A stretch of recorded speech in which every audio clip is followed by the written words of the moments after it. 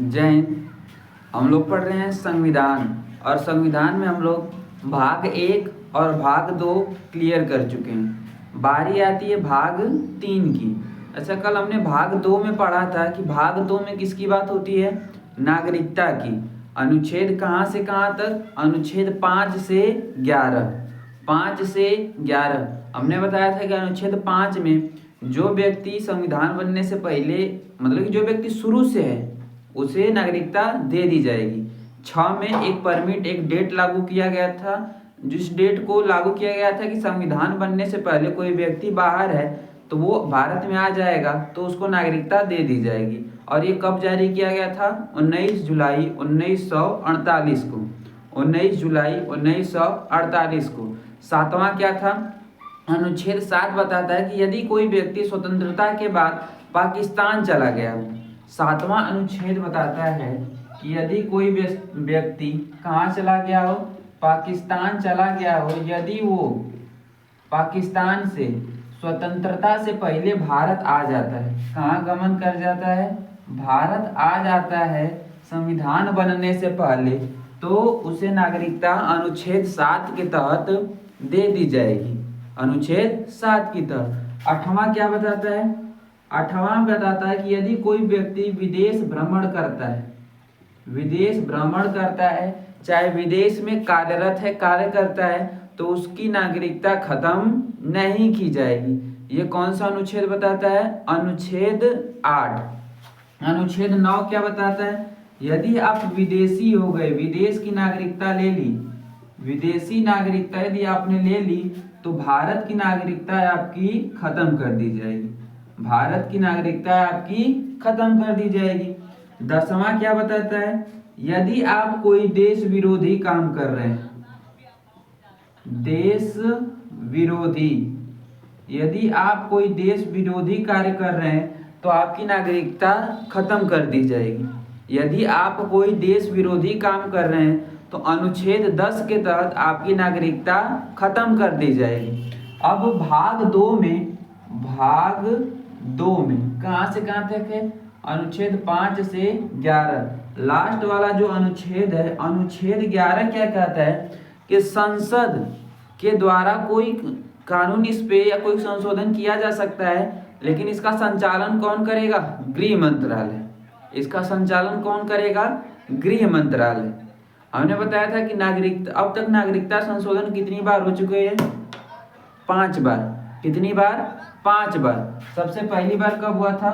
1986 में। 1986 में। कितनी बार हुआ है? 5 बार हुआ है। 1986, 1992, 2005, 2015 और 2019। 2015 और 2019 ये 5 नागरिकता संशोधन हो चुके हैं अब तक। इतनी बातें हम लोग कल कर चुके थे भाग 2 तक। अब बात करते हैं भाग 3 की कि आखिर भाग 3 हमें क्या बताता है, भाग 3 किससे संबंधित है।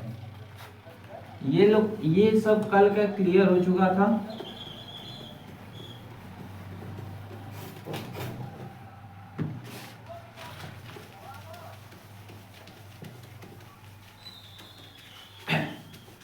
जैसे भाग 2 नागरिकता की बात करता है, वैसे ही भाग 3 किसकी बात करता है? मूल अधिकार की। भाग 3 किसकी बात करता है? मूल अधिकार की। भाग 3 किसकी बात करता है? मूल अधिकार की। मौलिक अधिकार से मूल अधिकार। इसमें कहां से कहां तक अनुच्छेद आते हैं? अनुच्छेद, आर्टिकल।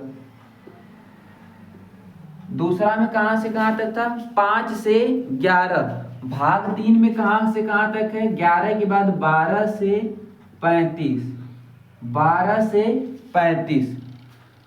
अनुच्छेद 12 से 35 किस भाग में है? भाग 3 में।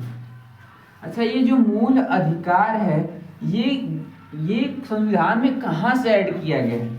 ये ऐड किया गया है यूएसए से। ये कहाँ से लिया गया है? यूएसए से, अमेरिका से, ठीक है।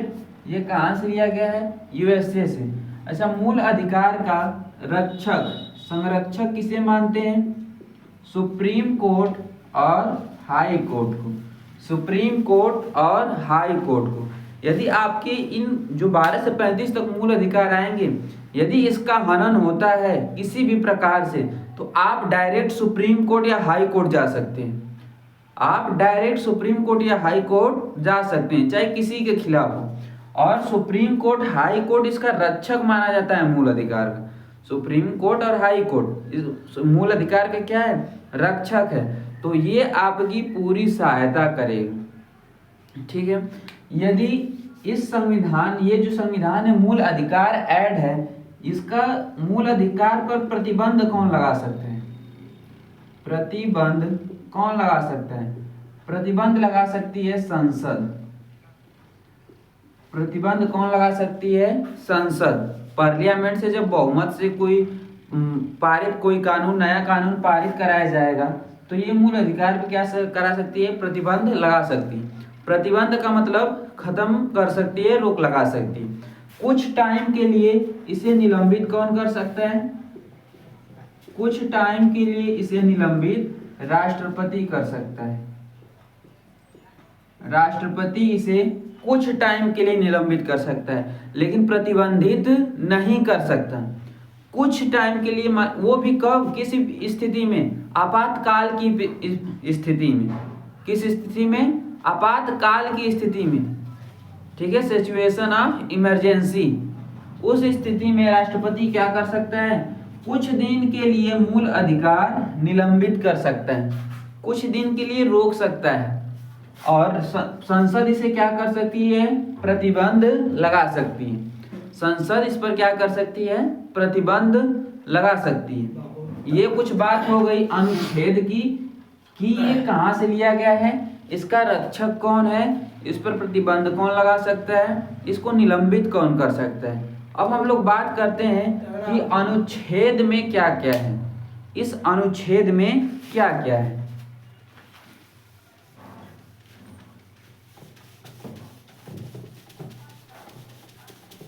मूल अधिकार को जर्मन भाषा में मैग्ने कार्टा कहा जाता है। जर्मन भाषा में इसे क्या कहा जाता है? मैग्ने कार्टा। यानी ये बात करते हैं अनुच्छेद 12 की। अनुच्छेद 12 की। अनुच्छेद 12 हमें क्या बताता है? इसकी परिभाषा। अनुच्छेद 12 हमें क्या बताता है? मूल अधिकार की परिभाषा, राज्य की परिभाषा। ये किसके तहत है? मूल अधिकार के तहत। मतलब अनुच्छेद 12 के तहत। किसके तहत? अनुच्छेद 12 के तहत हमें मूल अधिकार की परिभाषा देखने को मिलती है, राज्य की परिभाषा देखने को मिलती है। अनुच्छेद 13 क्या बताता है? अल्पीकरण। अल्पीकरण। अच्छा, संविधान की ये विशेषता देखिए, या तो संविधान बनाने वाले की ये विशेषता देखिए, उनमें कितना दिमाग रहा होगा। इन्होंने पहले अल्पीकरण रख दिया। अल्पीकरण का मतलब क्या होता है? कि मतलब आप अपने अधिकारों का, अपने मूल अधिकार का प्रयोग तभी तक कर सकते हैं जब तक अगला इंसान, जो दूसरा इंसान हो, उसको किसी प्रकार की क्षति, हानि, कष्ट ना हो। किसी भी प्रकार का कष्ट न हो, तभी तक आप अपने मूल अधिकारों का प्रयोग कर सकते हैं। यदि आपने अपने मूल अधिकारों का प्रयोग अधिक किया, अधिक से अधिक किया, जिससे दूसरे लोगों को हानि हो रही है, तो आप पे अल्पीकरण लग जाएगा। क्या लग जाएगा? अल्पीकरण। और अनुच्छेद 12 के तहत आपको सजा भी, अनुच्छेद 13 के तहत आपको सजा भी हो सकती है। मान लीजिए आपको घूमने की स्वतंत्रता है, कहीं घूमने की स्वतंत्रता है, कुछ सोचने की स्वतंत्रता है, कुछ कहने की स्वतंत्रता है। अब घूमने की स्वतंत्रता ये थोड़ी है कि आप बिना पूछे जाचे किसी के घर में जाकर घूम रहे हैं, जाकर कहेंगे भैया नहीं, हमको तो घूमने की स्वतंत्रता है, हम घूम सकते हैं। तो कहेगा चलो इधर आओ, हम घुमाते हैं। सीधे क्या लग जाएगा? अल्पीकरण। क्या लग जाएगा? अल्पीकरण। कहेगा ठीक है, तुम घूमने आए हो, अभी तो हम भी तुमको घुमाएंगे। अल्पीकरण, सीधे जेल। क्योंकि सुप्रीम कोर्ट कहता है कि अल्पीकरण नहीं होना चाहिए। आप अपने मूल अधिकारों का प्रयोग कीजिए, लेकिन अल्पीकरण नहीं होना चाहिए। इसीलिए संविधान ने सबसे पहले क्या रख दिया? अल्पीकरण। कि आपके मूल अधिकार ठीक हैं, लेकिन मेन इंपॉर्टेंट अल्पीकरण है। आप अपने मूल अधिकार का प्रयोग तब तक कीजिए तब जब तक दूसरे इंसान को किसी भी प्रकार का कष्ट न हो। ठीक है। अनुच्छेद 14 बताता है विधि के समक्ष समानता। विधि के समक्ष समानता। अच्छा, ये क्या है विधि के समक्ष समानता? अनुच्छेद 14। ये अनुच्छेद 14 के तहत विधि के समक्ष समानता मतलब कानून सबके लिए इक्वल है। विधि का मतलब क्या होता है? कानून। आप कानून के सामने जाएंगे तो चाहे वो कैसा भी ऊंची जाति का व्यक्ति हो या निचली जाति का व्यक्ति हो, उस सभी के लिए कानून क्या है? इक्वल है, सभी के लिए समान है, उसमें किसी भी प्रकार का भेदभाव नहीं है। ये किस अनुच्छेद के तहत होता है? अनुच्छेद 14। यदि आपके साथ किसी भी प्रकार का भेदभाव होता है कानून द्वारा, तो आप अनुच्छेद 14, ये जो विधि के समक्ष समानता है ना, डायरेक्ट सुप्रीम कोर्ट या हाई कोर्ट जा सकते हैं। डायरेक्ट सुप्रीम कोर्ट और हाई कोर्ट जा सकते हैं, और सुप्रीम कोर्ट सबके लिए इक्वल होता है। ठीक है। अनुच्छेद 15 क्या बताता है? अनुच्छेद 15 बताता है जाति, धर्म, जन्मस्थान, लिंग, इन सभी में समानता।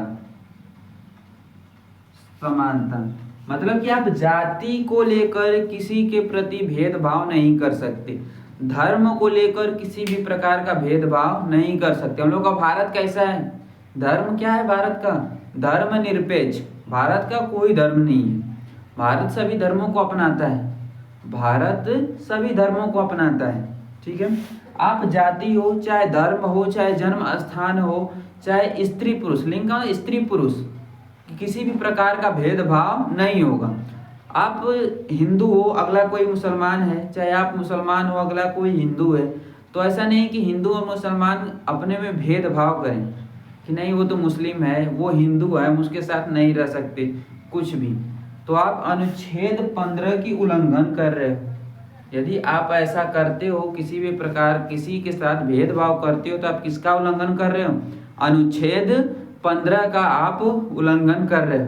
और अनुच्छेद 15 अगर 12 से 35, अनुच्छेद 12 से 35 कुछ भी यदि इसमें से आपने किसी भी अनुच्छेद का उल्लंघन किया, चाहे किसी ने भी उल्लंघन किया, तो डायरेक्ट उसे कौन देखेगा?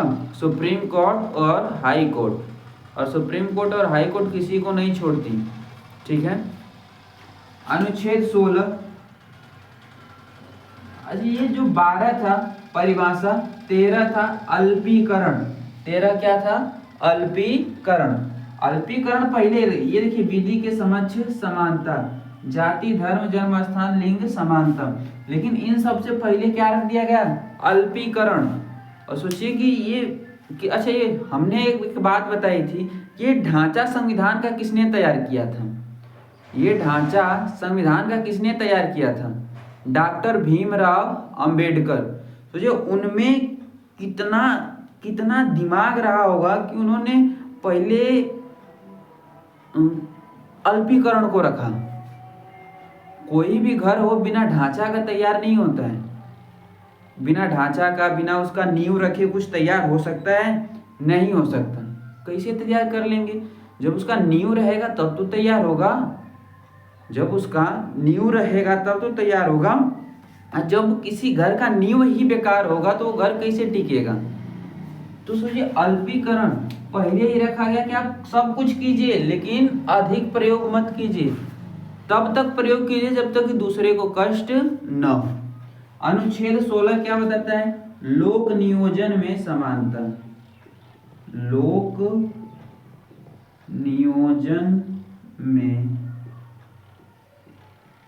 नियोजन में समानता। इसका अर्थ क्या हुआ? लोक नियोजन में समानता। लोक नियोजन का सरकारी नौकरी, गवर्नमेंट जॉब, मतलब कि गवर्नमेंट के क्षेत्र में, सरकारी क्षेत्र में सबको लेकर एक समानता रहेगी, चाहे वो किसी भी धर्म का, किसी भी जाति का इंसान हो, सबको लेकर क्या रहेगी, समानता रहेगी, किसी को भी किसी भी प्रकार का लेकर भेदभाव नहीं होगा। ठीक है, ये अनुच्छेद 16 का आता है। ये हो गया 12 से 16 का बात। अगला बात करते हैं अनुच्छेद 17 का। अनुच्छेद 17 का, अनुच्छेद 17 हमें क्या बताता है, अस्पृश्यता को लेकर, अस्पृश्यता। अच्छा, ये अस्पृश्यता क्या होता है, अस्पृश्यता का मतलब छुआछूत, अस्पृश्यता का मतलब छुआछूत। अच्छा, ये जो अस्पृश्यता को लेकर समानता, मतलब कि किसी भी इंसान के साथ किसी भी तरह का भेदभाव की, छुआछूत की भावना नहीं रखता है, नहीं रखना है। इन सब में क्या रहनी चाहिए, समानता। यदि आप किसी से अस्पृश्यता की भावना रखते हैं, छुआछूत की भावना रखते हैं, तो अनुच्छेद 17 का आप क्या कर रहे हैं, उल्लंघन कर रहे हैं। अनुच्छेद 17 का आप क्या कर रहे हैं, उल्लंघन कर रहे हैं। और अनुच्छेद 17 का उल्लंघन कर रहे हैं मतलब आप सुप्रीम कोर्ट के विरोध में जा रहे हैं।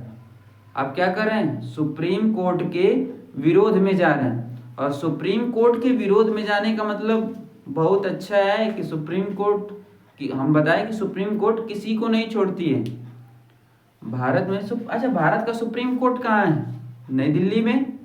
उत्तर प्रदेश का 2 जगह, एक लखनऊ हाई कोर्ट और Allahabad high court. Lucknow high court और इलाहाबाद हाई कोर्ट 2 जगह हैं। ठीक है, और दोनों को क्या कहा जाता है, मूल अधिकार का रक्षक। जब ये हम अनुच्छेद 32 पढ़ेंगे तब बताएंगे संविधान का रक्षक किसे कहा जाता है, मूल अधिकार का रक्षक अनुच्छेद 32 के तहत सुप्रीम कोर्ट को और 226 के तहत हाई कोर्ट को। बात करते हैं अनुच्छेद 18। अनुच्छेद 18 क्या बताता है, उपाधियों का अंत, उपाधियों का अंत कहता है। मतलब कि पहले क्या था, जब भारत आजाद, भारत गुलाम था, कोई लॉर्ड था, कोई जनरल था, तो कोई सर, तो इन सब उपाधियों को क्या करना है, अंत कर देता है अनुच्छेद 18। यदि आप किसी भी उपाधि को लेकर किसी से भेदभाव, किसी से जबरदस्ती करवाना चाहते हैं तो किसका उल्लंघन है, अनुच्छेद 18 का वो उल्लंघन है। ठीक है, अब सबसे बड़ी बात आती है अनुच्छेद 19 की। अनुच्छेद 19 की, अनुच्छेद 19 को संविधान का रीढ़ कहा जाता है। अनुच्छेद 19 को क्या कहा जाता है, संविधान का रीढ़ कहा जाता है। संविधान का रीढ़ किसे कहा जाता है, अनुच्छेद 19 को। ये किस भाग में आता है, भाग 3 में। किस भाग में, भाग 3 में। इसमें मौलिक अधिकारों की, 7 मौलिक अधिकारों की बात की गई है। घूमने की, सोचने की, कहीं पर व्यवसाय करने की, भ्रमण करने की, कुछ भी सोचने की, शांतिपूर्ण तरीके से आंदोलन करने की, पुतला जलाने की, RTI राइट टू इंफॉर्मेशन की, प्रेस की स्वतंत्रता। ठीक है, ये सब किसमें है, अनुच्छेद 19 में। हमने आज बात की अनुच्छेद 12 से अनुच्छेद 18 तक। 12 क्या बताता है, मूल अधिकार की परिभाषा। 13 क्या बताता है, अल्पीकरण, मतलब कि आप अपने मूल अधिकारों का प्रयोग तब तक करेंगे जब तक दूसरे किसी मनुष्य को हानि न हो। ठीक है, अनुच्छेद 13। अनुच्छेद 14 क्या बताता है, विधि के समक्ष समानता। विधि को ही हम लोग क्या बोलते हैं, कानून। क्या बोला जाता है, कानून। अनुच्छेद 15 क्या बताता है, जाति, धर्म, जन्म स्थान, लिंग को लेकर किसी भी प्रकार का भेदभाव नहीं होगा। इन सब में क्या होगी, समानता। ऐसा नहीं कोई स्त्री है, पुरुष है, तो उसमें भेदभाव हो अपने में किसी भी प्रकार का।